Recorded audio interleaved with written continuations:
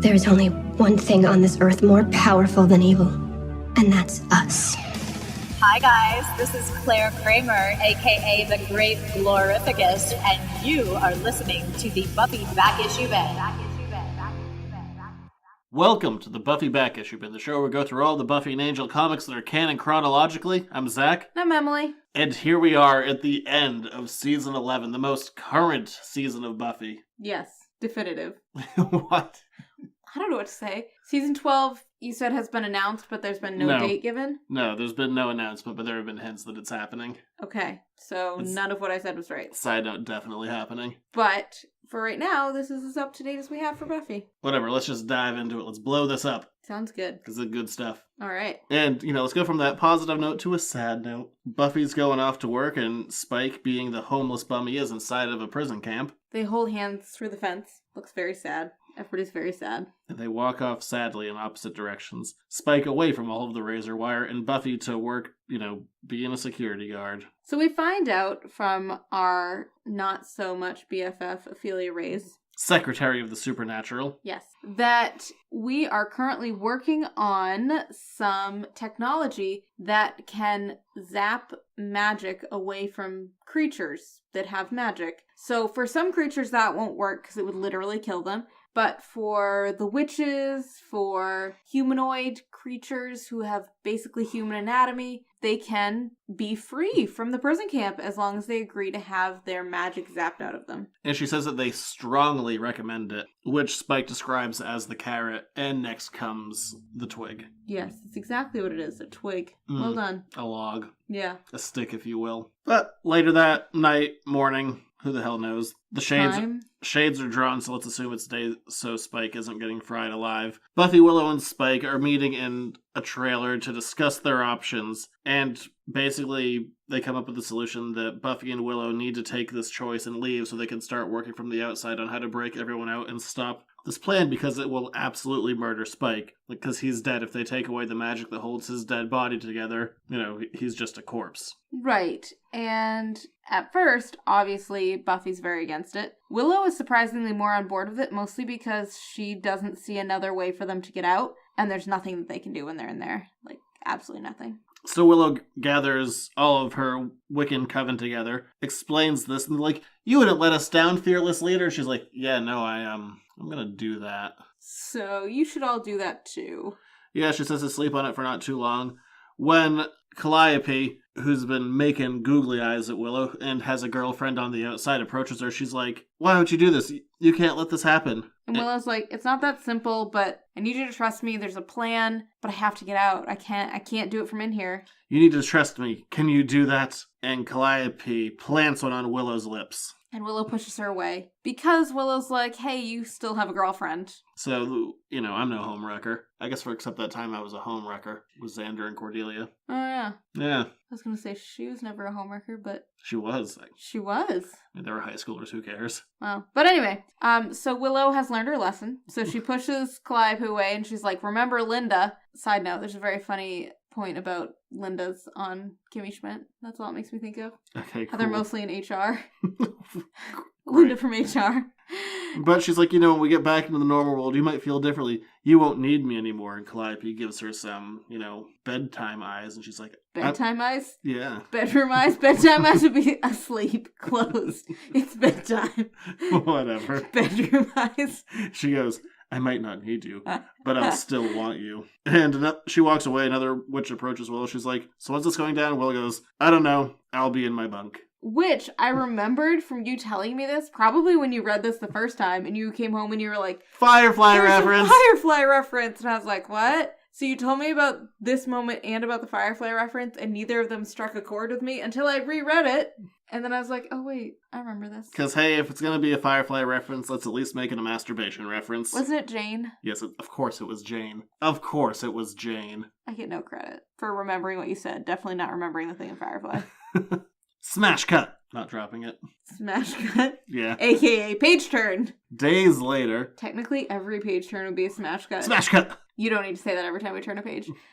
Last Buffy episode, challenge accepted. That's fine. You don't need to accept that challenge. We got 6 issues to go. Miss Wise, who's the press secretary, yeah, is answering, as you would, press questions. So they've kind of bring up the things that we've already discussed of being like, hey, how could you enforce this? Hey, what about the beings that will die if you take away their magic? Like, you know what? We're going to deal with that. We're going to come up with a solution that works for everyone. Dun, dun, dun. I get to do it this time. Okay, great. Because you didn't. You had a chance. And you didn't take your one, catchphrase. So, smash cut. Smash cut. Over to Buffy, and she's chatting with a couple of armed persons who we find out very quickly are Sam and Riley. It's nice to see them again. Riley's lost his eye scar. Riley was also, the last time I saw him, he was at a council meeting. No discussion of the council, so... Yeah, whatever. Whatever. And Buffy just starts yelling at them. Like, did they bring you here to twist my arm because you know that I trust you and you think I'm supposed to sign off on this? I have a lot of enemies. If I take this deal, there are a lot of people who are going to want to kill me. And Sam speaks up. She's like, yeah, do you know who you are? Like, you've been fighting, since 96 or 5. You are not defenseless. You kind of know how to throw down. And Riley, weirdly not being terrible, goes, I know that you're really just worried about Spike. Yeah. It's so strange for Riley to sign off on that. I know. He was not thrilled before. No, he wasn't. But I like seeing Sam and Riley together. Oh yeah, totally. And I just like that they're just a unit. Like, they are two very separate people, but they are... husband and wife, killing things and working for the military. I'm working on a theme song. Yeah, that's not a great theme song. I think there's a reason that Sam and Riley, A, don't have a theme song, and B, don't have their own show. Okay, sorry. But Riley's like, don't worry about Spike. We'll just deport him to England. Yeah, he's like, that may be our best option for right now. Okay, great. Deport is maybe not the word that we should have used then. Maybe, transport. Yeah. But Buffy's like, that's not an answer. She's like, how are you okay with this? And they kind of, give each other some quick side eye. They're like, we have concerns and we voice them. But Riley says that, he's going to do the best that he can. And that can Buffy trust him? Yeah, because they're definitely still working for the government because they're military, so... But if Riley has a history of anything, it's betraying the government and somehow not being dishonorably discharged. Yeah. Man has a history of that. Well, he always finds himself between a rock and a hard place, and somehow cooler heads always prevail. And somehow he keeps on going back to the military. Once the hotter heads die. There. They always die. Once everyone that Riley doesn't like dies, he's like, things are still fine. Here. Everything's great. Everybody still likes me. My God, that's Riley's MO. I don't like this part of the military. I think they need to die. But he doesn't actually kill them. He just waits for them to die, and they always do. And then he's like, sounds great. Here I am again. Here's Riley. Step it up. Moral high ground. Everyone I know is dead. Unrelated. We see that Calliope has taken the deal. Her and Willow part ways. Only for Lake, Willow's ex-girlfriend, to just sass her. Like, you know what, Lake? No one liked you. Yeah, because Calliope... You know who's better than you? Kennedy. Oh, yeah. I said it. Wow, that's a low blow. Yeah. So, because Calliope is like, I'll see you on the outside. Will's like, call you. Yeah, Will's like, maybe text you. I'll call you. Maybe I'll snap you. And then Lake goes, noticed you didn't say you'd see her on the outside. Harsh. No one wants you here, Look at Willow's side-eye. That is aggressive side-eye. This book is all about side-eye if we've learned nothing else. And Lake kind of calls her out. She's like, you're going to take the amnesty deal, aren't you? Only to cut to later that night. Smash cut. Smash cut! That night! And Buffy's breaking up a fight between a werewolf and a vampire. Who's in his bat demon-y form. And the werewolf is like, yeah, I am going to take the deal, because you know what? I don't want to be a werewolf. Which I was like, of course, good job. Yeah, the vampire's like, you're betraying our kind. He's like, our kind? I don't want this. I'm a werewolf. Nobody wants to be a werewolf. Werewolf. Talk to Oz. Their castle. What was that? Doing Young Frankenstein lines. All by yourself. And Buffy breaks up the fight only for the vampire with so many abs. He has a lot of abs. He's quite in shape. I guess they're on a low-carb diet with the blood, plus the starvation. Plus he's undead. I don't know. Does he need to work out? Angel does a bunch. Does he have to, though? Or does he just do it because he's bored? Yeah.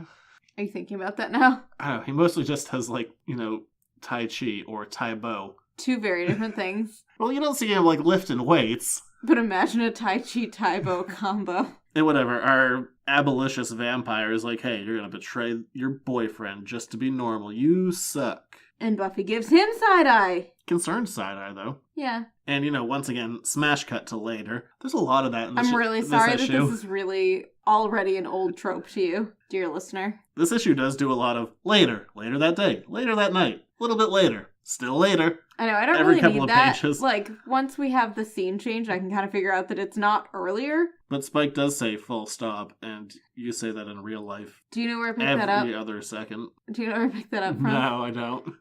My friends that I lived with who were Irish, they would make fun of me every time I'd say period. Like if you think about it, because they call periods full stops. So you'd say something and be like, I'm all done with this, period. And they would just... Snicker? Yes. And so I started saying full stop like they do. Anyway, it was easier.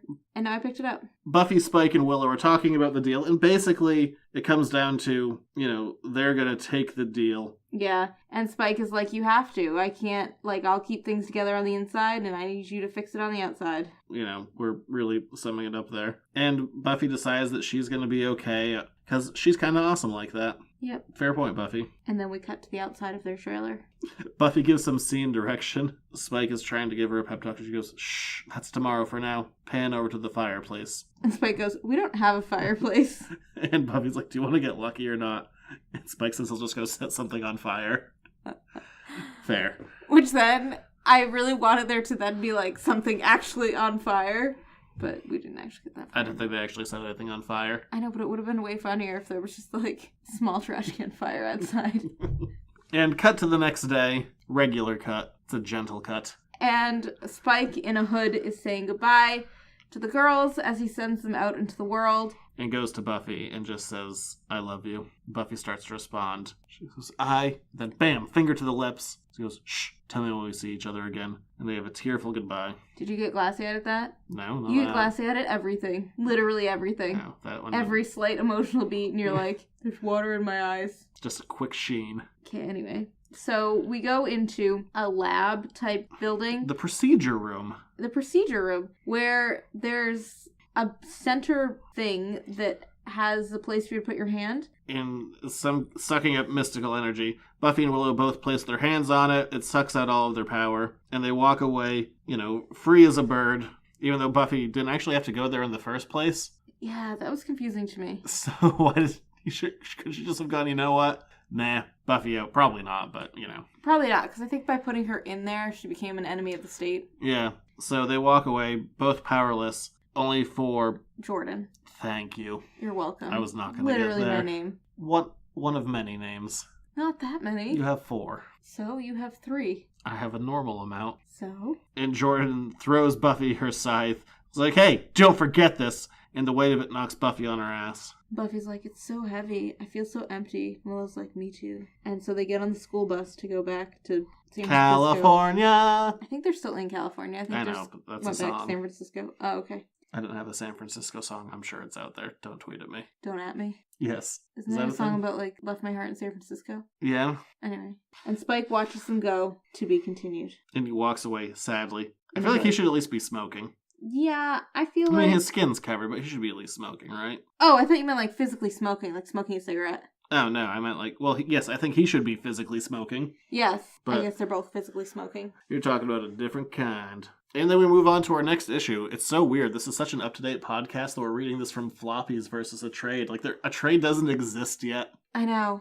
And I'm not used to seeing ads and things because I'm so used to trades. Yeah. I was like, what are these? So weird. I don't think we mentioned it up front, but, we can do it now. Someone spilled something on this one. It wasn't me. It could have been me. It might have been when the dog licked it. The dog licked it? I think so. I think that's when you yelled at him to stop playing the comics. Oh, yeah, that's very possible. Whatever. Finishing the season with scripts by Christos Gage and art by Rebecca Isaacs on most of them. We'll cover it when she isn't. But we go to San Francisco. Buffy and Willow get off of a totally different bus from last time. Yep. Now it's not a school bus anymore. Different bus. They went to a transfer station. We're going to call it that. Yeah, why not? And we meet Dawn and Xander. They're still in this season. Yeah. Which is actually something I kind of like. I do like that this season has a focus on a couple of characters versus the whole ensemble, given how short it is. I don't really miss them when they're gone, but I'm glad that they're still around. Yes, it feels much more normal. Yeah, their relationship's back on track. Don't worry about it. Still a weird relationship, but whatever. So they pick up the girls and they're like, yeah, don't worry about those drones. They just kind of follow us everywhere. I mean, they're either being surveilled or Amazon's dropping off a package. I hope that's it. Everybody's just getting a lot of things from Prime. Like, we've been gone for a while. We need new stuff. 2-day shipping, yo. By the way, I've said it on the other show. I'll say it on this show. F*** Amazon. They hurt small business. We buy so many things from Amazon. Sometimes. I don't have to like it. Okay, great. So they cut back to their apartment. Buffy immediately takes a shower and then eats all the donuts. So I'm really with her on that. What's really sad is then Willow goes, do you want to eat that many donuts? You might get fat now that you're not a Slayer. I know. Harsh. It's so harsh. I was like, nobody wants that. You just want to take a shower and eat all the donuts. That's all I ever want. And, basically they say they're just going to try and lay low and keep pretending that they're normal because the drones are constantly watching them. Big Brother and whatnot. Yeah. So Buffy goes for a run after eating all the donuts. A few days later, she was feeling bad for the donuts. Yes. And she hears somebody being mugged almost. Soon to be mugged. It's a big guy I'm going to say more soon to be raped. Who's accosting a woman for being a witch. But a has-been witch. Like, she had all of her power sucked away and she barely had anything. Yeah, and he's like, you don't think that we know who you are? You're a witch. And Buffy runs up behind him and in a very dramatic pose points up. She's like, hey, no means no, bitch. Actually, what she says is, do we need to go over what no means? Because I promise you won't like my lesson plan. Or no means no, bitch. This isn't Breaking Bad. I'm also not Jesse. Thank goodness. You'd have a lot more life issues if you were. Yeah. And this large male put him, maybe 240, 6'3", something like that. Big dude. He quickly mentions that he's an MMA fighter, and he knows who Buffy is, and he's like, you don't have powers either, so what do you think you're going to do against me, little girl? And Buffy's like, you know what? Let's find out. And the two of them rush each other. And Buffy, who still knows how to fight, misses a blow, gets a few in, but this guy just kind of brushes it off because, size difference. Yeah. The fight continues. This guy starts to beat the hell out of Buffy. And then she starts to fight smart, less direct fighting, and more using his weight against hers. And, just throwing him based on his momentum, which is 100% how you win that fight, which I appreciate about this art. Like, you don't win one-on-one. You win by fighting smarter. In this case, guy's got a ton of weight and size on you. You punch him direct, you're just going to break your own hand. Right. And lose. But she uses his weight against him, which totally works in a fight. And she's also, because she was in, running attire, she's in perfectly good fight clothes. I know, Flexible, sensible shoes. I really appreciate it, too. Their hair was back. We had a lot of things going for her. I was actually thinking that I was crossing the road the other day and my hair was down and it blew in front of my face and I was like, I'm going to die because I won't see what's coming. And I thought about Buffy. And Buffy manages to toss him on the ground and then gets real brutal real fast. She does about the worst stuff that she can do to keep him down. Punches him in the... wailing on him. Well, before she even starts wailing on him, she punches him in the throat so he can't breathe. Then she knees him in the balls. And then she just starts wailing on his face. And then the panel just turns red. Yeah, Buffy's fists are covered in blood. She has blood coming out of her nose. A black eye is forming. And just this panel of rage. Literally the lines across the panel are just a... jagged. Yeah, this crackling zigzag. And she has tears coming to her eyes, and she is just going to beat the hell out of him. And in all fairness, what I said about size earlier, she probably would have broken her knuckles at least with the force that this thing is implying that she's using. Because you can be strong, you can be in shape, but there's a point when physics also enters into it. Right. And so she knocks him senseless, and she just looks down at her bloody hands with this look of horror, what have I done? She goes and stands behind a tree just crying that she lost it. And she had not lost it like that, not on a person, ever, really. Except for those couple of people that she killed, but, Buffy's never killed. Right. She's killed at least 3 humans. We don't worry about that. I think more. Definitely more. She's killed a lot of humans, but the show is always Buffy's not a killer. Right. Actually, even this arc mentions that. And, she goes behind the tree and starts crying. She's broke down. She could have killed this guy. She has all of this, rage built up from being inside the camp and all this rage from having her power taken away. And she has so much just unbridled rage that she can still kill. Mm-hmm. Because Buffy is a mass murderer, side note. But we never actually mentioned that. Nope. And we cut over to Willow, who's doing a bit of grocery shopping. And she runs into Calliope. Somehow. Who's still with Linda. In a major city, just happens to run into someone that you weren't looking for. It doesn't. It does. It has happened to me. Anyway. And Calliope's like, oh, hey, by the way, you're right. I don't actually care about you. With the lady, bye. Yeah, she's like, it really is a different world on the outside. Bye, Willow. And poor Willow.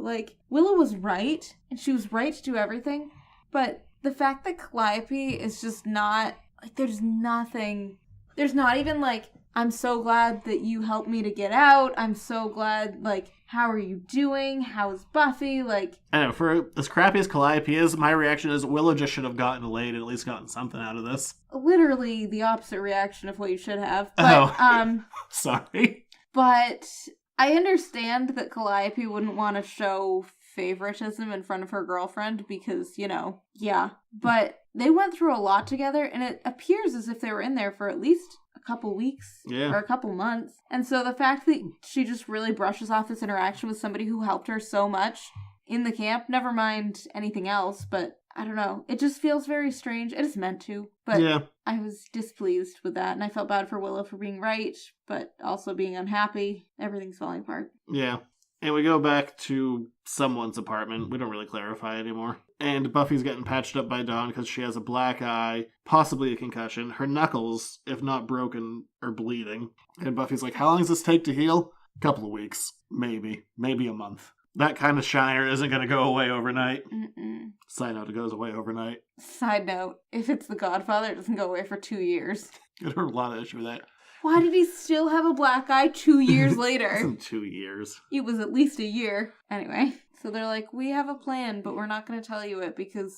suspense. Suspense. And also because they want Dawn and Xander to have the very, very true statement of not knowing anything if anything does go wrong. Yeah. Willow's like, when it goes wrong, I mean, if it goes wrong, we don't want you involved. Once again, with our weird timeline, it's kind of unnecessary. Days later. And everybody's still in the apartment, basically. Willow's playing on the computer, doing something. Xander is with the cats. Xander's with the cats. So Nobody many cats. has a job. When there's a knocking on their door. And who is it but Sam and Riley again? I like Xander goes, oh, hi, Riley. Wife of Riley. She's like, yeah, I'm my own person, but I do appreciate your wordplay. What is that? I don't know. It's just a play on words. Is there something like Life of Riley? Not to my knowledge. Okay, well, listener, feel free to write in. Correct us. And Dawn gets so sassy. She's like, hey, are you parole officers or friends? And they're like, well, a little of both. And then Buffy comes in. She's like, no, it's cool. We were expecting them. And it comes down to Riley and Sam are, say it with me, going to betray the government. Yay! Surprise to no one. And they're like, yeah, we watched you on the drone beat up that guy, so that good. Was weird. Nobody really cares that you beat him up, just so we're clear. And Dawn's all excited. She's like, yay, no one's evil. This time, where's Angel? Yeah, well, he's in his own time. Ugh. Let's not dwell on that. Let's go back to this. And it turns out that Buffy and Willow have been talking to Riley and Sam about an escape plan. Dawn and Xander are supposed to leave the country. The two of them refuse. They're like, yeah, no. But at the last minute, Willow and Buffy both have their own doubts about the plan. And Buffy's like, I'm not special, but Willow has always been special. She's really good at computers, and she always sees the big picture, and she's really, friendly.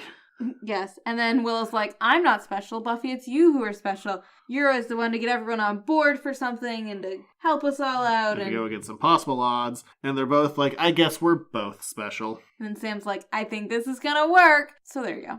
And so Riley presses send on his burner phone. Once he presses send, there's no going back. And it's also weird that Buffy doesn't know who this text is going to, but whatever, for dramatic effect, it works. Yes. Riley hits send on his old-timey Nokia phone. Yeah, it's a burner phone. And we see two drones outside of the apartment, kind of at different altitudes. And out of nowhere, a hooded figure jumps on the highest one, stabs it, does an awesome flip onto the other one, crunches it, and then does another awesome flip onto the awning outside of the apartment. Yeah, under the fire escape. So many awesome flips and stabbings. And who might that be but Faith? Yeah, Faith comes in through the window. She's like, what up? Everyone down with the revolution? You know what she looks like? I was like, well, who does Faith look like? She's wearing this bright red scarf. She looks weirdly like all of the people at Comic-Con who cosplay as that guy from The Walking Dead. Oh, Negan? Can't you see it? Because she has a black leather coat and a red scarf. And she's like carrying something that's bat-like, baton-like. Yeah, we have a drinking game when we work cons, like take a drink. We don't actually drink during this game. Oh, you don't ever drink during cons? No. I've never brought anything in. I legitimately haven't. Yeah, me too. Okay. Remember when I got interviewed on TV? I was really buzzed. I was like, yeah, I'll do it. Yeah, we all know that's the only reason. When I had to stand in for Winnie the Pooh because he didn't show up in time. Yeah, and How you're about like, the one day I'm not wearing branded gear. Also, I had a few drinks at dinner. Also, I was so sad that didn't ever make its way to the internet. I think it did for like a day. We never saw it, thankfully. Yeah, whatever. If you're working a con, take a shot every time you see someone dressed as Negan or Harley. 2 shots if it's a mashup cosplay. You'll be drunk in the first hour. Yes. But anyway. Anywho, unrelated, Faith's here. And Buffy's like, shouldn't you be in London? And Faith is like, I ain't getting anywhere near that book.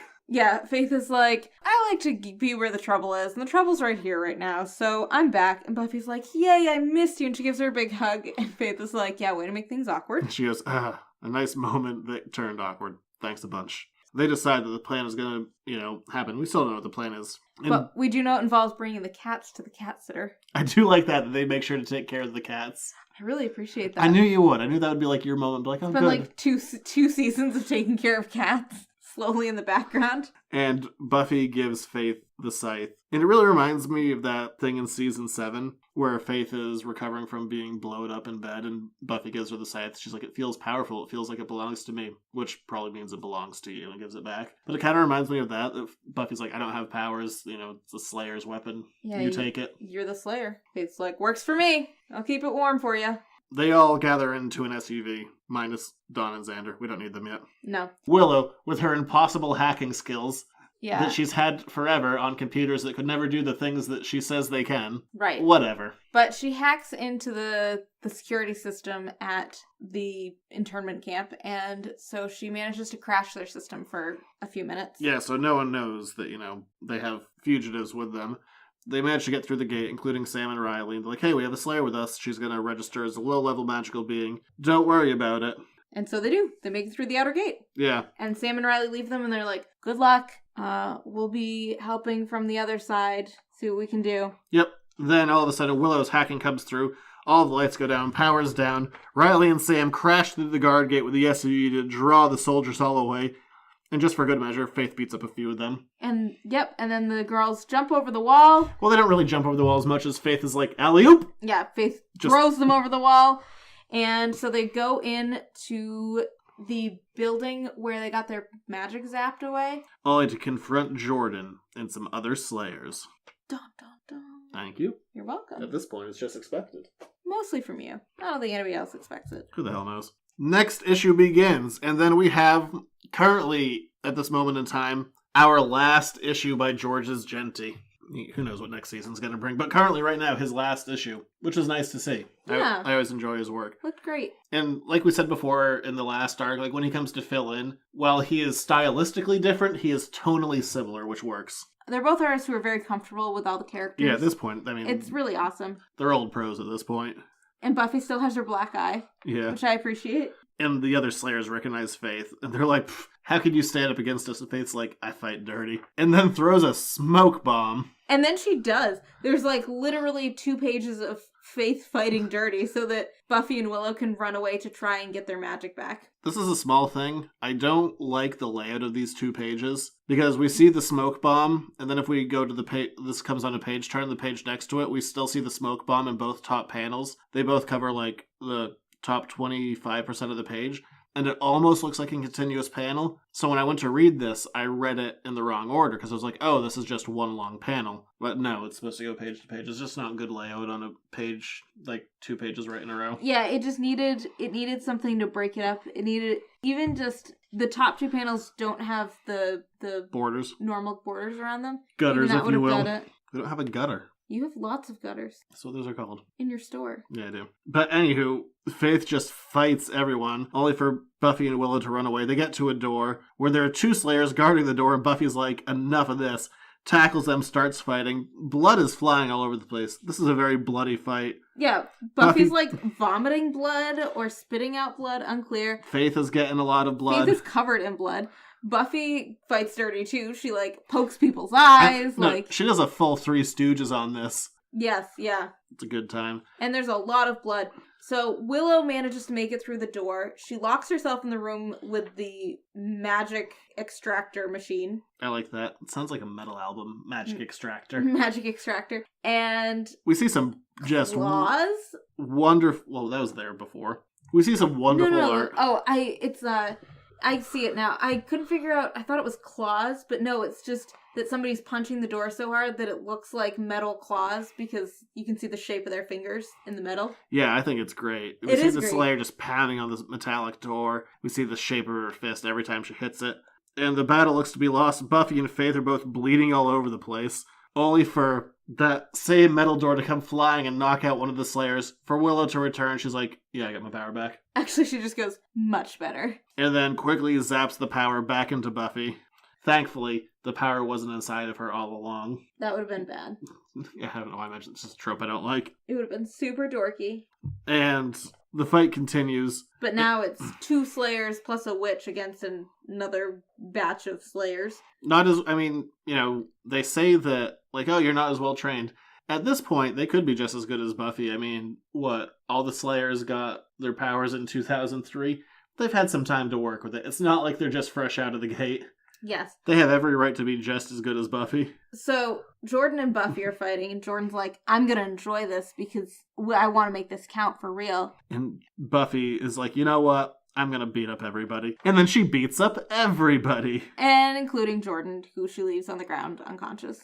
And they all escape through Willow cloaking them. Handy. And they get to the building that houses the generator that's powering the force field that is keeping all the demons inside the safe zone. And Willow uses a fun new spell that I don't think we've ever seen. Doesn't really matter. It also doesn't matter because all the rules of magic are new, so any of the spells can be whatever now. Right. She uses the Hammer of Gavanon, which basically is a giant magical battering ram. Yeah, big old blast of energy. Takes out the building, the generator goes down, and all of the demons come running out now that the force field's down. Led by Spike. Yeah, throwing rocks at people's heads. Makes sense. It's nice to have him back throwing rocks. Buffy runs to him, kisses him, and Faith just looks at him. Willow goes, still? And I love this. Willow goes, we're all pleasantly surprised. So are we, as the readers. I love that. I love that they're pleasantly surprised. And they escape in a Jeep to find a cheap motel in Santa Fe, New Mexico, where Dawn and Xander are staying.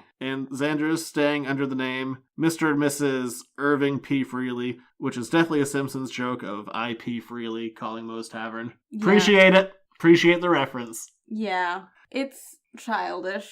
And we see on the news from the Secretary of State that when all the vampires broke out, they went to a small town in Arizona and killed 2,000 people. We see Vicky the vampire standing over one of the dead bodies. And so Buffy's like, gear up, guys. We gotta go fix this. We can't just let the demons run loose and kill all the people. And then they were in Arizona, but somehow end up in Texas. So they go over to Texas to go meet with Vicky. Somehow they know where she is.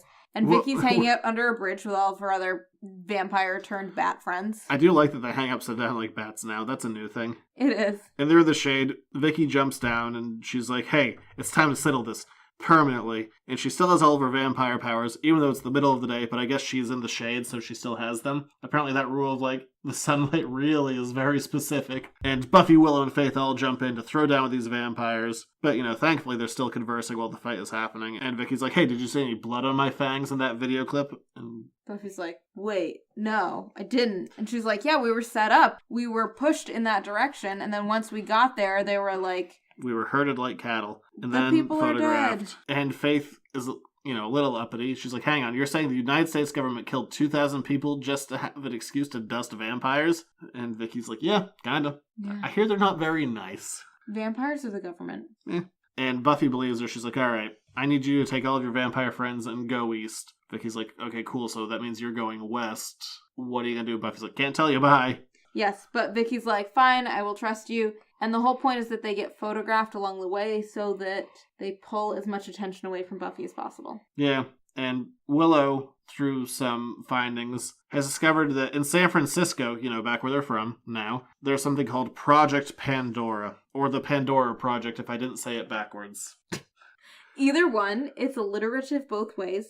And they're going back to San Francisco to throw down 3 issues left. Gonna get there. And we have another fill-in artist, this time, at this point, by series regular Megan Levins. And I know I've been kind of hard on some of her stuff before. And although I'm still not big on it, this is by far the best stuff I think she's done in the series. She is getting progressively better at her stuff. Yeah. And you know what? With that in mind, keep bringing her on, because she's getting better. I'd like to see what she can do. Yeah. We're all about getting, I don't know, new talent. And we start the issue. Everyone's back in San Francisco, diving underneath the water. Presumably Willow has cast some kind of spell so they don't suffocate, because they swim for a while. They really do. I was wondering about that too. And they managed to pry open a grate so that they can swim in... to Project Pandora, or the Pandora Project. Now I forget. Pandora Project? Okay. Yes. And they immediately come across a semi-robotic...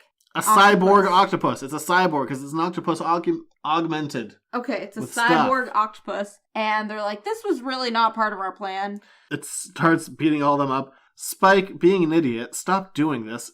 This has really been your MO this season. He tries to bite a metal arm. It's just weird. What are you doing? Stop trying to eat demons. You know it doesn't work. Also, why didn't you bring more weapons, knowing that you were going into a fight? But luckily, Willow was able to, zap, pow, bang this thing into death. Yeah. Good for her. And they walk into the Pandora Project. Only to discover more creatures that have been augmented with cybernetic parts. Like a shark and a squid. A different squid. The other one was an octopus. More sharks, manta ray, an otter. And they're like, oh, so this is what they've been doing with the magic, or part of it at least. Yeah, they've been combining the two to not try and control demons and magic, but to make something new that is fully controlled. And Spike's like, does this remind anyone of the Initiative? Because it reminds me of the Initiative. And right when he says that, a cyborg human man attacks them. I know, I was surprised that they didn't mention Adam by name, but they don't, because maybe they're fighting a giant cyborg man at that point. A different one. Like, we've done this, and it I know, sucks. I just kept waiting for them to say, like, is this not like Adam? It's a different one. He's more magical, I guess. He's more robot-y. But he doesn't look all that well put together, because we can see kind of like the sinew of where he's connected. So they all just rip off all of his assorted parts, including an eye. And that brings him back to himself, and he's like, please, like, my name is... Rudy Diaz. And he's a corporal. He took an IED that blew his arms and legs off, and he just wanted to help his country, but this isn't right, and he shouldn't do this, and he asks to be killed. Yeah, he's like, don't let them find me, because they'll put me back together, and I don't want to be put back together. I don't want to be saved. I just want to die. And Buffy says that she can't. And out of nowhere, Spike turns into Vamp Face and says, I got you. Does that mean that he sucked his blood? I think so, yeah. I think he killed him. I mean, he definitely killed him, but I just would have snapped his neck. What's also interesting about this that they put no real focus on, which I think is a little bit of a missed opportunity, this is the first guy that Spike has killed since, 1999. Oh, wow. Like, he's killed plenty of demons since then, but Spike hasn't killed since 99. This is the first guy he's killed since he got his chip in his head. First guy... Oh, I guess that's not true. He killed all those people when he was under the control of the First. Okay, he hasn't killed anyone since 2002. Okay, but you know what I did like here? But under his own volition, this is the first person that Spike has killed. I like that Spike doesn't have any hesitation about it. This guy asked for a mercy killing, and Spike does it. It's not... I don't know, I just feel like there should have been a more focus on Spike's conscience. Like, this is the first time he's done it in many, many years. But, it just happens and they move on. Yeah. Even if it is a mercy killing, you just feel like it would weigh on him more than it does. Yeah, you would think that. But also, Spike's been through wars. And, I mean, I don't know. I thought it was an interesting moment. I thought it was interesting how little time they spent on it. It didn't bother me the same way it bothered you, but... Yeah, I don't know. It was killing for... Especially, like, going back to season 7 when Spike found out that he had killed all those people. Like, it was a massive thing. Yeah. But this time he's like, no, he's dead. Got him.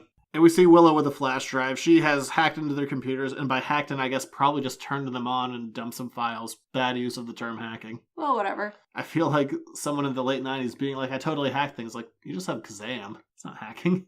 Anyway. And Buffy's like, good, because we're going to shut this place down. And there's a moment of concern of, well, aren't they going to know that we were here if we trashed all this stuff? And then Spike walks into the room. He's like, oh, hey, by the way, I let all the animals out and they're ruining everything. So, good discussion, but they're just going to think the animals killed it all. Which is actually not a bad idea. He should have at least conferred with the others. He's like, oh, by the way, they're ruining everything. Hope we were done. So meanwhile, back in the hotel, Dawn and Xander are watching TV. And Willow comes in and does some research on her computer. And she... Evidently we made it out of there just fine, out of the Pandora Project. We don't really deal with it, but here we are. We're back in the hotel all together. Yep. And Willow's going through the files where she sees that our, quote-unquote big bad for the season is Celia Reyes and the press secretary. Which I know that this season... You mean Ophelia. What did I say? You said Celia. Oh, sorry. Ophelia Reyes. Which I know this was planned out well ahead of time, but when this came out, it was Spicer time, baby. So the idea of the press secretary being like, I don't know, a mastermind was a little far-fetched for me. Look, he was never a believer. He was just an idiot. Anyway. Compared to, today. So moving on. Where we get both. So they're like, the president doesn't have any knowledge of it, but the vice president does.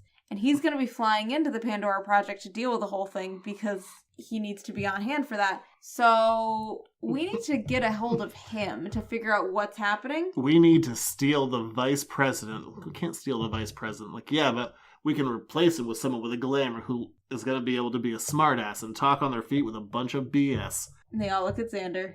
He's like, well, I get to do something this season, I guess. I mean, can't decide if I'm offended or flattered. Either one works. So we hop over to the hotel that the vice president's in. He is just stepping into the bathroom for a moment, and Willow is waiting in the bathroom for him. And she immediately magic captures him, makes a glamour out of him for Xander, and she hides with the vice president. Yep. Xander comes out as an powerful old white man in a bathrobe. Uncomfortable now. It was meant to be uncomfortable then, too, just for different reasons. Yeah, he's a real Charlie Rose there. Ugh. Sorry. Actually, no, I'm not. Keep going. I say that I am, I'm not. Keep going. And the Secret Service comes in, we heard a noise, and, Xander, as the vice president, just says, sorry guys, false alarm, saw myself naked in the mirror. Not something I'd recommend. Time has not been kind. And they're like, you really need to get dressed, because that interview's happening in 5 minutes. He's like, right, interview. Can I get some talking points? So Buffy and Spike, Faith, and Willow all do their own interview sorts with the vice president. They put a truth spell on him, and they're like, tell us what you know. I do like the Latin. I know Giles said we don't need the Latin anymore, but I still like that it's getting used. Veritag? Or Veritas? Yeah. Yeah. And he just starts blabbing. He's like, you guys want to know about Area 51? I love Faith. She's like, I knew it! Tell us! And Buffy's like, we don't have time for that, but also tell us later. What's up with that? Yeah, what is up with Area 51? I want us to know, too. And basically he's like, yeah, I might be the most powerful one here, but I'm just here to get rich. He says, I can't tell you who the real enemy here is. And they're like, why? You've that spell on you. And he's like, I was magicked by somebody else to not say anything. Also, we're launching a satellite into space tomorrow that will take away all of your magic powers, so nothing you do really matters. And then you know what, after that, it's going to be the world. Mwahahaha. Kind of, yeah. I just want to get rich. And Xander, as the vice president, is getting interviewed, and they ask some very specific technical questions, and they say, yeah, we're with Financial Times. Our readers love technical questions. So Xander runs away, pretends to vomit. Willow pops in, switches Xander out with the vice president, erases his memory, and he's confused, thinking that he ate the governor of Colorado's brownies again. So, marijuana. Yes. Whatever, I like the joke. It was funny. It's always funny when we go, funny joke. So we cut back to the hotel and we're trying to figure out our next move. We're like, wait. So we don't actually know who is in charge. It's clearly not the vice president, but it's clearly above him. We needed to try and take down the satellite from shooting into space and killing us all. Yeah, so the satellite is really our biggest issue right now. Not who's doing it, but what and where and when. So we're going to have to go deal with that right now. They come up with the plan. We don't see what the plan is because, it's a Buffy finale, so they got to talk about it without us seeing it. We did this last season. I'm not doing it again. Yeah. Go back and listen to 2 episodes ago. I know, it wasn't that long ago. That's so weird. And then the only page of art that I don't particularly like, Buffy looks constipated, quickly puts her head on Spike's shoulder, and then comes back up ready to go, but I'm probably explaining it better than it portrays it. See, I thought she was coughing there, and I thought that it was going to be And then we get to our penultimate issue. By the way, if there's a word of this podcast. Penultimate, because it's a great word, and it should be used more often. And we see Ophelia Reyes, or Cecilia. Whatever we feel like calling her at the moment. Something. By the way, it's Ophelia. Definitely Ophelia. Secretary of the Supernatural, on TV, and Buffy's like, it's been her from all along. And whatever. And so they're like, we will find her at the Pandora Project right now. If we go right now. And there are rabbit ears on this TV? Yeah, I'm not questioning it. So they gear up. and they go to Land's End, San Francisco, where, the facility of the Pandora Project is. Willow uses a little shock and awe. And by that, she blows the damn gate down with magic. Yeah. And Faith's like, I liked your really big blowy uppy spell. And Willow's like, yeah, do you want me in this game? Because that takes a lot of energy. And then Willow melts a tank. That was really cool. Yeah, who doesn't love a good tank melting? She liquefies it. And so Xander, he's like, from that time that I was a pretend soldier for a while, I think they're probably calling for backup now. I don't need your pretend soldier knowledge to think that, yeah, they're probably calling for backup right now.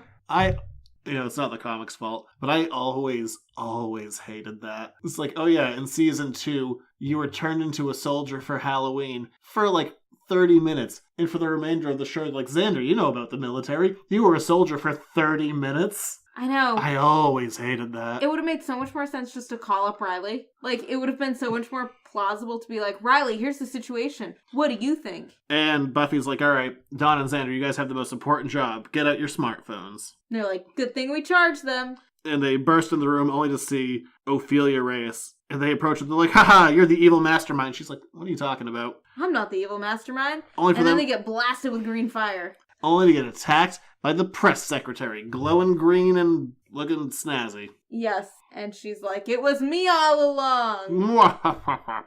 Power is mine. Yeah. Faith's like, fine, I'm just gonna cut you in half. Yeah, Faith's like, I haven't murdered anyone in a while. Time to try it again. Feeling rusty. And so she does, except guts don't spill out because it's just... Cyborg! Yeah, we have a cyborg on our hands. Willow tries to set her on fire, which I guess it does, but it doesn't actually affect her at all. And Spike, doing that thing he should stop doing, tries to bite her again. He's like, oh no, it's metal, just like the last thing I tried to bite. Right, we just saw that her insides were metal. Stop biting metal things. And demons. Just... stick to human flesh. Or pig's blood. I guess, but you don't really bite the pig's blood. Anyway, so basically Miss Wise is like, this is my thing. I took the magic so that I could put it inside of me, and I have built a place in my cyborg body to hold all the magic. It's gonna be great. Yep. The government has it all now. Haha. And they're gonna beat her up. She's like, oh hey, guess what? I caused the dragon. Dragon! So she calls the dragon back like a puppy? Yeah. And the dragon comes back. The dragon from the last arc that destroyed San Francisco. Xander and Dawn are recording it, and I just need to chastise Xander for a second. Because he's doing a... Vertical video! What are you doing? At least I knew what you were angry about. At least Dawn's shooting it, right? Like, you're not even using real cameras, but at least Dawn's gonna do the horizontal. Why is Xander doing vertical video? There is a dragon about to attack San Francisco. He's like, worst angle possible. Oh yeah, here I am. Maybe the dragon was going up and down, you don't know. Xander's an idiot. Well, so he only has, I don't know, not that much going for him. I hate vertical video. I know, you've told me many times, and now you've told our listeners. But Faith and Spike are attempting to attack the press secretary, and Willow's like, she's too strong for us, but hey, guess what? I have a plan. And this is kind of cool. Yeah, once you gave all of the Slayers your power, you have the scythe. Guess what I can do? I can give it all back. Yeah, so she can drain every Slayer and put all of their power back into Buffy. So Buffy will be 1,000 Slayers strong. And Faith is like, you know what? I'm not looking to die, so you go for it, B. And what's a little bit weird is Buffy signs off on this immediately. Cut back to season 8 when she was super sad about sucking out all of the Slayers' power. But it was different. Whatever, yeah. It was different then because it was like the dead Slayers and she was like a vampire and yada yada. Yeah. But just, side note. Side note. And Willow and Buffy both grab the scythe and takes the power away from all the Slayers in the world, making Buffy once again the chosen one. And she raises her scythe in power. And she's like, I can actually defeat you now. Yeah, one girl in all the world kind of deal. So they start fighting. Buffy literally cuts through Miss Wise's power. And she's like, how are you doing this? Buffy goes, girl power. Lots of it. So then Cyborg Lady is like, Reign of Death. All these things. And Buffy's like, this is a lot. She shoots through Buffy. Like, a bunch of different magical bullets go through Buffy, and Buffy just heals. She's like, cool. This is fun. Yeah. The two of them go at it, and everyone else walks away. Like, Faith doesn't have her power anymore. Spike is like, we gotta go. We don't have the power to stand up to this. Willow rushes outside to try and conceal the dragon in a giant mystical net. Says, everyone, run! Even though she's high above, the bay in San Francisco and no one can hear her. I'm assuming that she's magically amplified or that they're all wearing Bluetooth. Yeah. Miss Wise. We don't know her first name. Maybe it's there. Maybe we just forgot it. Either one. So the press secretary steals Buffy's scythe and tries to break it, like she's gonna break Buffy's power. Starts to look like it. But she's like, I can't wait to see what I can do. And Buffy just gets up, being a badass.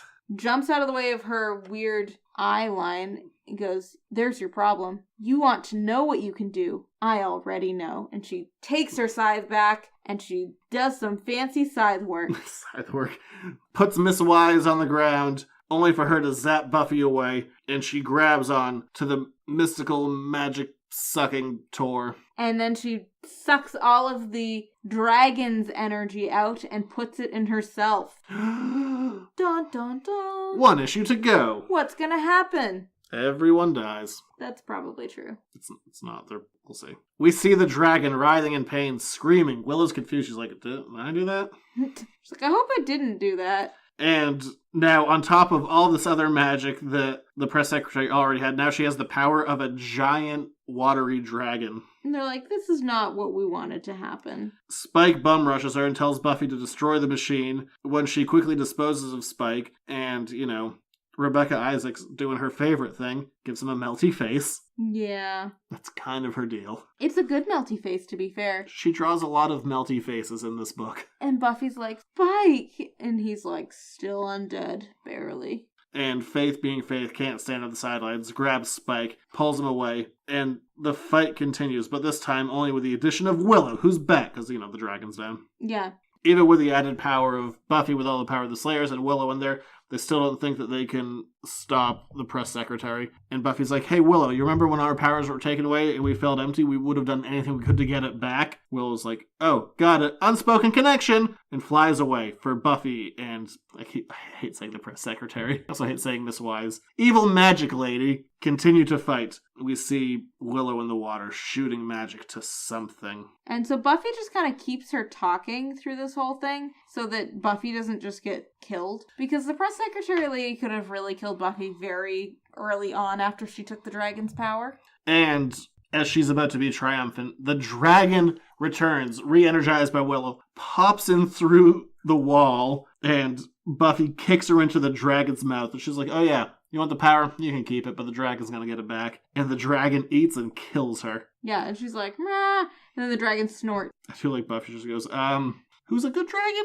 It is a good dragon. Yeah, it likes to eat people and snort. And Buffy is burned. She's lost a lot of hair here. Yeah, and Buffy also has a melty face. Yeah. So the dragon pops back into the sky and disappears. Yeah, he's not being mean. And they all return home. And it turns out that they edit together a video from Dawn correctly shooting it and Xander incorrectly shooting it. No one wants vertical video. Maybe he switched it immediately after we saw two different shots. No, we saw 2 shots of it. Okay, anyway. Just trying to give him the benefit of the doubt. And here's something I really like about this particular page. We see Buffy standing there, and half her head is really, really short hair. And I was like, who is that for a second? And I realized it was Buffy because her face got melted off, which means that her hair got burned off. And I absolutely love that her hair didn't automatically just grow back, that it's a natural process. I don't know. I do think it's kind of cool having Buffy with like the half-shaved head thing. I think she looks kind of badass. That wasn't my impression, but I liked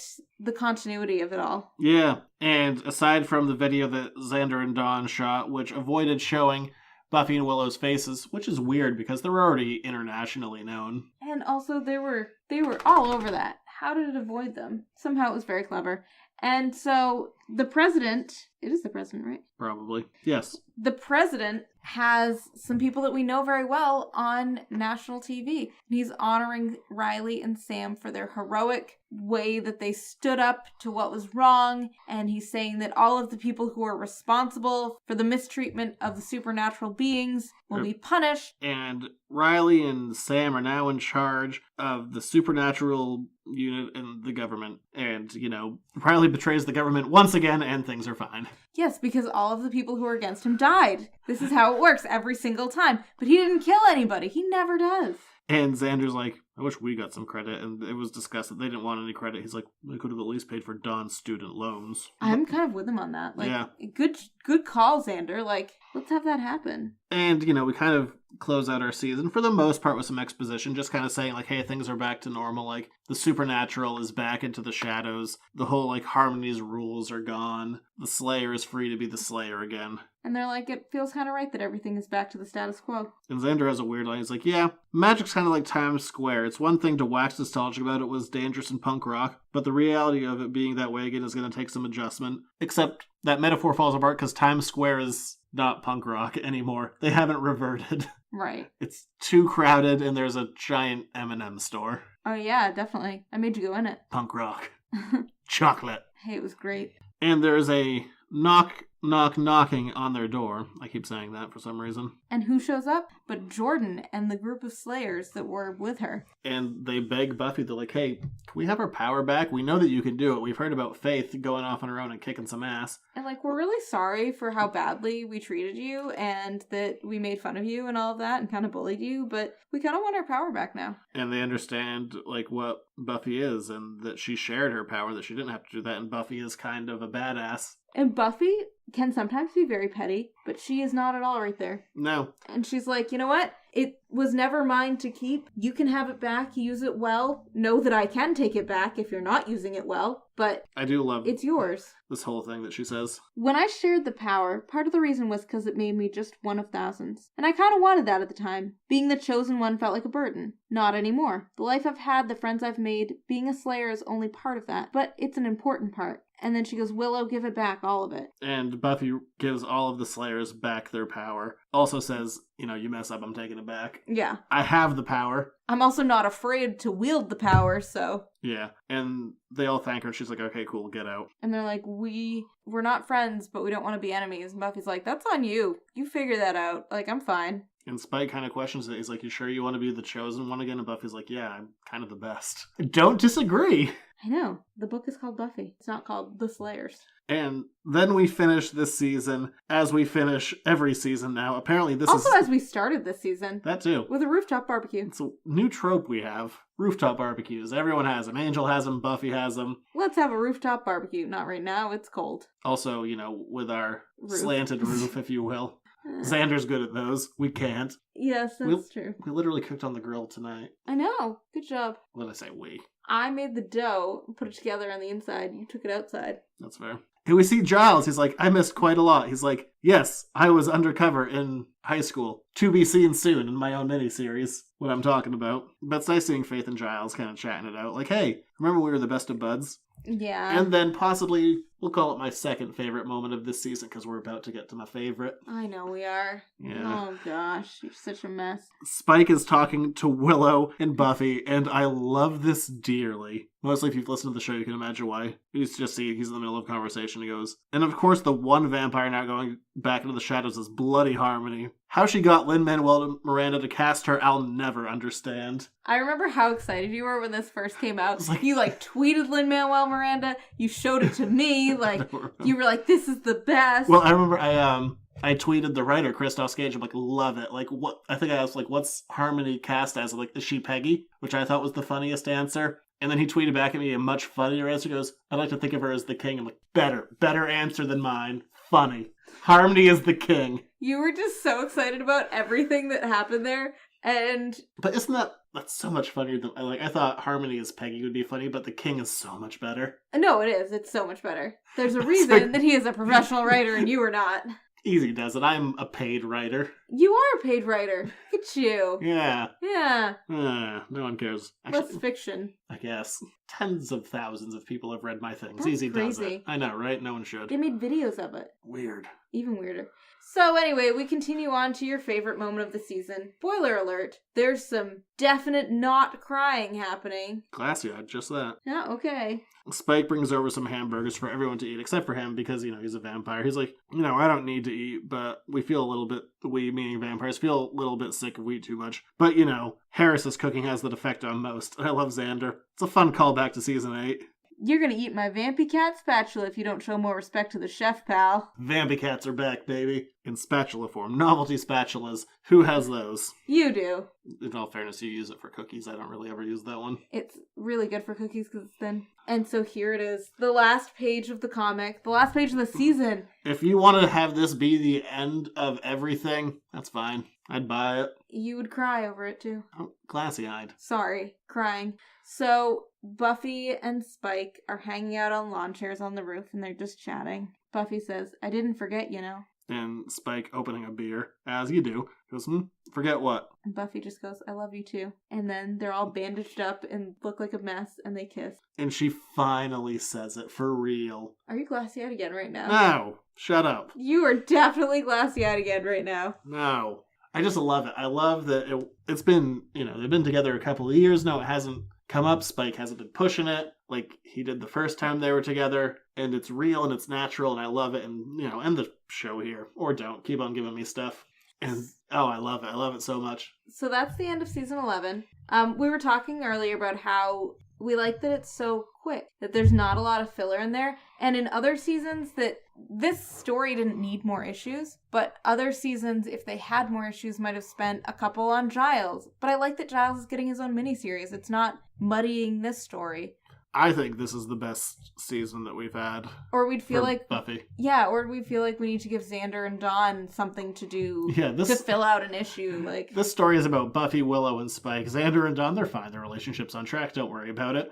Sure, Dawn gets nothing to do, but Xander at least gets a thing. Yeah, and I appreciate that. They don't need to do something every second of every book. I think you said it last time, and I think you said this feels more like a movie than it does a TV show, which I agree with. I think that is the vibe it has. And I was thinking about that when I was reading through this. I'm like, it feels like we're into Star Trek territory now. Like, we're past the show. We're just doing the movies now. Like, our long-form storytelling is done. Now we're just telling a tight story. But I like it because we've had so much long-form story that I'm not questioning who these characters are, or what are their motivations, or am I finding a new level to them? I mean, I do a little bit. Not so much that I need to see it change and grow over whatever the ridiculous number of issues there were in season 8.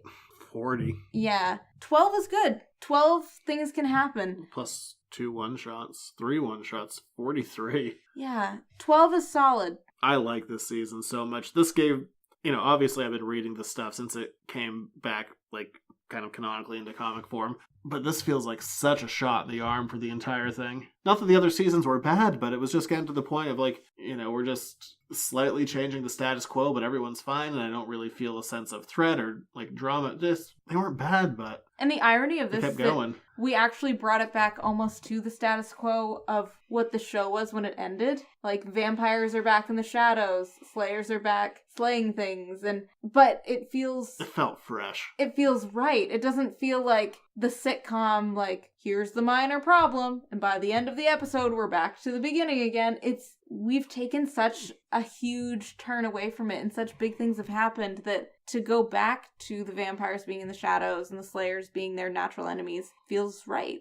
My only minor gripe, and it is minor, because I can also understand the reasoning behind not doing it, is in my brain I was like, who's the big bad going to be? Who's the big bad going to be? Like, that is literally a term that this show coined, and I was waiting for it, and it never really happened. Yeah, and the press secretary, once we find out... The government sucks. Cool, got it. Once we find out it is the press secretary, her little bit is wrapped up pretty quickly. Yeah, she gets eaten.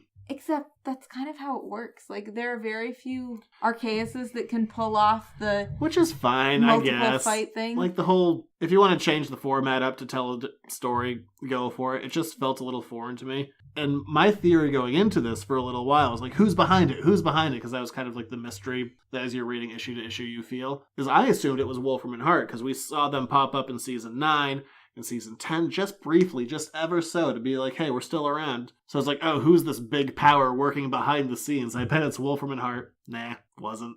It's just the government again. But you know what? It doesn't have to not be Wolfram and Hart. It's not. How do you know? She doesn't ever say where she got the idea to make herself magical from. I suppose. Not in a terrible way, but just... It's not... I don't know. I wouldn't necessarily count that out, but it also is kind of refreshing in a way that it's that it's a more realistic just things I love this season. I love the character iterations. I love the tightness of the story. I loved the art. Rebecca Isaacs is just killing it. Yeah. And even the fill-ins that we had, like between Georges Genti and, even having Megan Levins in there, like everyone's just firing on all cylinders. This was such a good season. And this book has been around since 2007 now. It's not new. It's literally been a comic years longer than it was a show. Yeah. And for it to feel this fresh was just such a nice treat, and it makes me excited for the future. Speaking of, I have a theory. Do tell. Well, I said it to you. With Willow taking all of the power away and then Buffy giving it back to everyone, I am going to throw this out for next season. My current theory is that after that, no new Slayers are going to be able to be called. We're going to be working our way towards the Frey future. Totally possible. Yeah. Totally plausible. Would make sense. Because the other thing is we don't know if any new Slayers have been called since the magic has been formed again. Yeah, we really haven't dealt with that either. That's true. So it might not be this particular having it being taken away from them, but maybe just that the new magic can't call new Slayers. I don't know. Because I think, one way or the other, like the books have never avoided Frey. I mean, we kind of started ignoring that a little bit, like after season 8, but there's, always been that in the back of my mind. And I tweeted to Christos Gage earlier tonight. I was like, hey, so can new Slayers be called after the season? Or are we working towards a Frey-like future? Or have just, stories haven't been written, so who the hell knows? And his response was... a cryptic. Stay tuned. So... I think that means I'm right, because I think if it was status quo, he just would have said that. I think it means that you're on the right track. I'm not sure that you have all the details worked out, but... Or, it means nothing. Or it means nothing. Or it legitimately means stay tuned because we haven't figured it out yet. It could mean a lot of things. It means nothing. Literally nothing. But anyway, in all fairness, really kind of him to tweet back. Whenever I tweet him a question, he gets back to me. So, hey. I know. I always appreciate that. It's very kind of him. Well, I try not to, abuse that. I have millions of questions. I don't. If I have a small thing, or who was Harmony cast as? Sometimes they're dumb questions. But... that is a dumb, but you know what? I got a funny answer, so I'll roll with it. Yeah, that's season 11 of Buffy. It is strong stuff. We don't know for sure that a season 12 is coming. Side note, we've had a couple of hints that it's coming, so it's definitely coming. Don't worry about it. And we have the Giles coming up pretty soon. But I guess we'll be back next week to finish off Angel season 11. And then after that, we're going to do kind of a wrap-up episode, and then... retrospective. We're kind of on... Shh, we haven't said it yet. Oh, okay. There's a plan. Oh, I was going to say, then we're kind of on vaguely uncharted waters, so... Oh, yeah. I guess you could say that, but yes, there's still a plan. So, anyway, but we'll talk to you next week. Where can you find us? Well, if you want to talk to us right now, you can go to patreon.com/editorsnotcomics, throw us $1 and find out how Angel ends. Side note... you can find out how Angel ends. Yeah. Keep going. Where else can you find us? Sorry. I'll save that for next week. editorsnotecomics.com on Facebook, Instagram, Twitter. If you want to shoot us an email, editorsnotecomics@gmail.com. And, iTunes, rate, review, subscribe. Every rating does honestly help make us more visible, gets us more listeners. Say hi to us. And especially, now that, honestly, we're getting closer to, the full body of work at this point, people can now kind of discover the entire saga. Wow. Not of Saga. No, that's a different book. Brian K. Vaughan, he wrote that second arc of Buffy Season 8. Did I ever tell you how much I thought that... it was Kavan? Yeah, that Brian, and then his last name was K. Vaughan. Anyway. Yeah. But we'll be back for Angel next week, and then other stuff. So we'll talk to you then.